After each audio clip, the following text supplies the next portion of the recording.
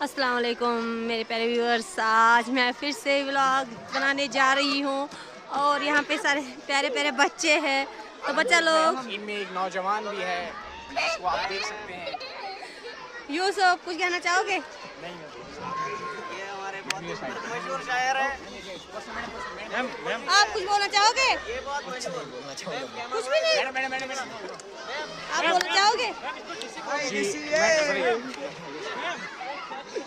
बिल्कुल बोलना चाहेंगे। आज हमारा जो एनुअल डे प्रोग्राम है, बहुत खूबसूरत मंजर आज है। कहाँ है हमारे? मतलब प्रैक्टिस चल रही है, खूबसूरत मंजर है, वादियाँ भी हैं यहाँ पर।